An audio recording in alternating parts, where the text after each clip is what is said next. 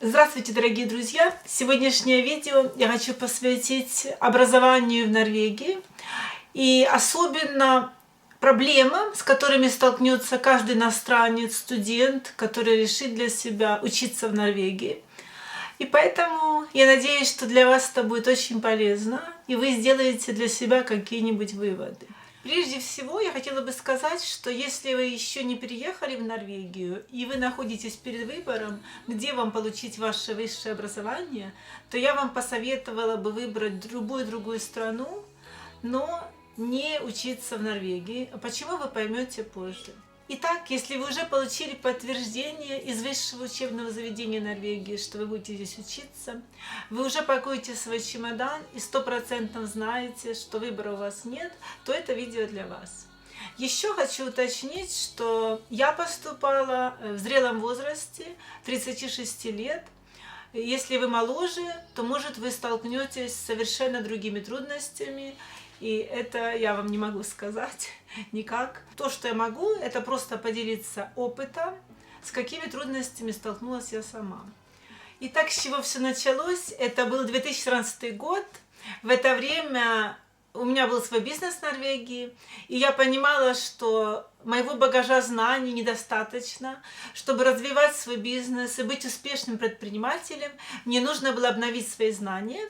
И я пошла учиться на бакалавра в норвежскую приватную школу, которая называется Høgskole Kristiania. Høgskole Kristiania отличается от других школ маркетинга именно тем, что упор сделан на креативную сторону маркетинга. И если мы продаем продукт, то здесь упор сделан не на продвижение продукта по рынку, а именно как сделать сам продукт уникально и как этот продукт представить целевой аудитории, так чтобы целевая аудитория услышала об этом продукте или увидела и никогда уже не забыла. Именно креативная сторона маркетинга. Итак, первая трудность, что столкнулась в этой школе, это даже не то, что иностранка, а то, что намного старше своих сверстников, которые были в среднем 19-25 лет, и тут я прихожу, 36 лет, то есть я уже попадаю в категорию лузеров, что почему ты начала учиться так поздно. И, естественно, начались косые взгляды, что извините, тетя, что вы делаете тут? Но даже не в этом была проблема. Настоящая насущная проблема, с которой столкнулась, это норвежский янтеловен. И это негласный закон, по которому нельзя высовываться, выделяться, все должны быть одного уровня, одинаковой креативности. И если у тебя есть какие-то свои идеи или какой-то опыт, то не надо с нами делиться, потому что мы так умные, нам не нужно чужие знания. Тем более этот янтеловен, который и так присущ Норвегии, еще укрепился с тем, что я иностранка, и я на себя почувствовала как бы двойное действие. С первого же дня нас поделили в группы, потому что в Норвегии, если вы не знаете об этом еще, очень популярна группа Arbeit называется, что означает работа в группах. И с первого же дня нас поделили в группы, в которых мы должны были работать. И это было на протяжении всего учебного года, а также все домашние задания, которые задавали, и даже экзамен мы должны писать в группах. Естественно, поскольку я уже говорила возраст, иностранка, то норвежцы не очень хотели со мной работать в группах, и мне пришлось вступить сразу же в группу лузеров, в которую входила я, иностранка так, среднего возраста. Со мной в группе работала девочка, которая американка, канадка, молоденькая, которая все время болела. Поэтому нам очень тяжело было встречаться, даже и в класс она не приходила, очень редко, посещаемость, может, у нее было 20%. И второй человек в моей группе, это норвежец, но у него болезнь была дислексия, то есть он не мог писать без ошибок. И вот в этой группе лузеров мне предстояло начать и работать весь учебный год, когда сама у меня хромает грамматика норвежская, И произношение вообще молчу. Плюс этот мальчик, который, у него дислексия, то есть не мог ничем помочь. Я должна была писать все тексты. Но он очень креативный, он придумывал интересные идеи. То есть это его сильная сторона была. Ну и девочка, которая все время болела, это не ее даже вина, но она как бы больше чистилась в нашей группе, но не принимала почти никакого участия. И вот так 2 года как-то прошло, пролетело. Очень сложно было на самом деле работать и учиться, и уже невыносимо. И в конце я узнала также, что эта школа, оказывается, не имеет никакой аккредитации, если человек переедет в другую страну. Допустим, у меня есть планы дальносрочные в будущем переехать во Францию. То, допустим, во Франции эта школа вообще никакой аккредитации не имеет и не котируется. То есть, если я уже приехала из Украины, я переучивалась тут, то я приезжаю во Францию, мне придется сначала переучиваться, то есть искать новую школу, и я буду обратно без образования. Я буду без высшего образования. Это было очень страшно. И поэтому я начала как бы сама искать другую школу и хотела перевестись на такого же бакалавра по маркетингу уже в норвежскую BI, бизнес-школу, которая получает, у которой огромная аккредитация, как бы, и по всему миру эта школа известна. Очень хорошая школа, by the way. И вот я начинаю переводиться на бакалавра в эту норвежскую школу, но почему-то меня не принимают. Я хотела перевестись на 3-й год именно. После 2 лет на 3-й год мне сказали, что я могу только на 2-й год попасть. То есть я теряю еще 1 год. Ну тогда, поразмыслив немного креативно, не зря же меня учили в этой креативной школе мыслить креативно, я решила вообще вместо бакалавра подать напрямую на мастера. И уже я обосновывала не документами бакалавра с норвежской школы, а моими мастер-документами из украинской школы.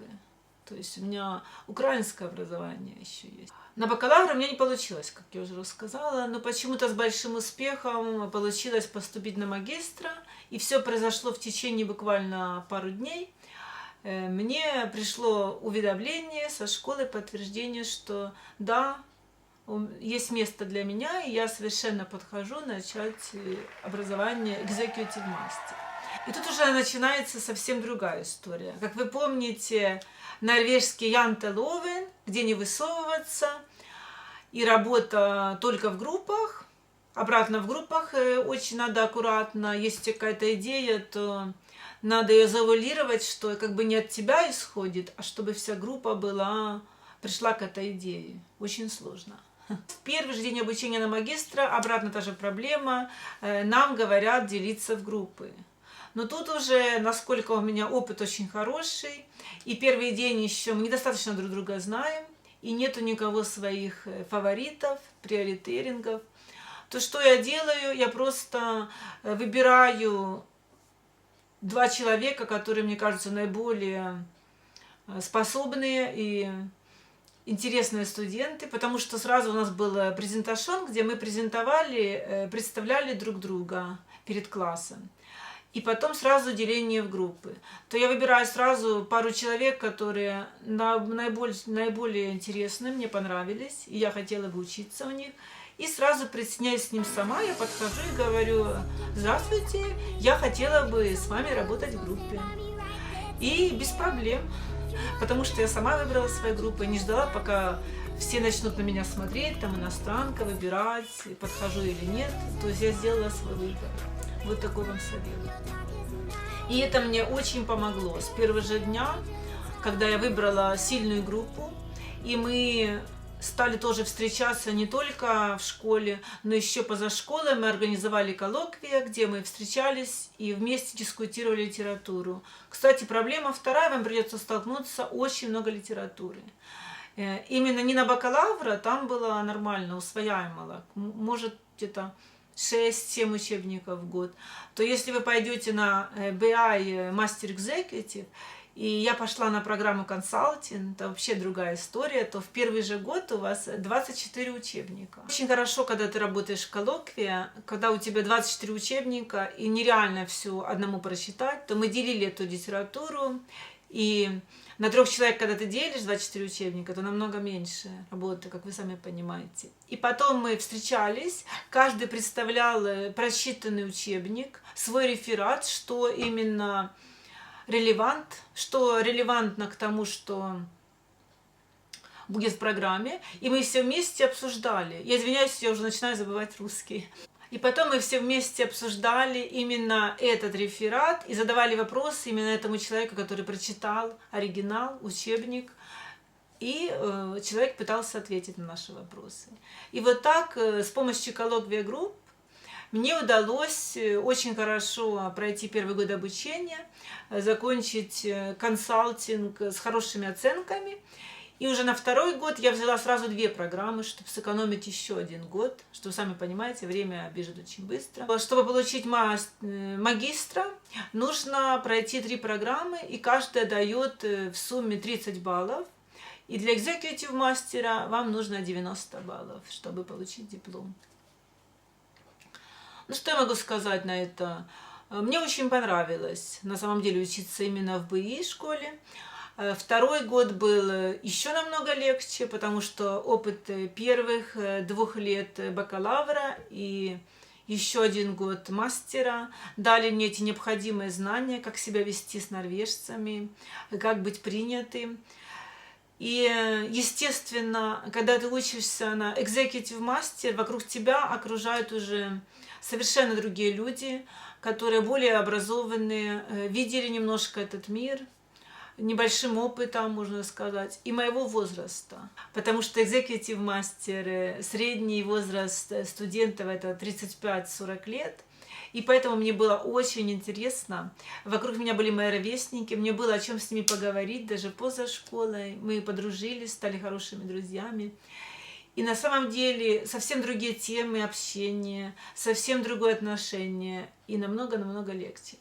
Но мои советы, чтобы подытожить, как выжить иностранцу в Норвегии, то это в первый же день приготовьте дома уже презентацию себя на норвежском, где вы очень быстро, буквально в течение 2-3 минут, можете о себе рассказать. Очень интересно, очень насыщенно. И делайте упор на то, что понравится другим студентам, чтобы не просто понравиться как человек, что это совсем не имеет никакого значения тут, а именно понравиться как студент, что вы сильный студент, и если вас взять в группы, то они получат какую-то выгоду. Вот так, вам нужно себя продать. Elevator speech еще называется. Второе.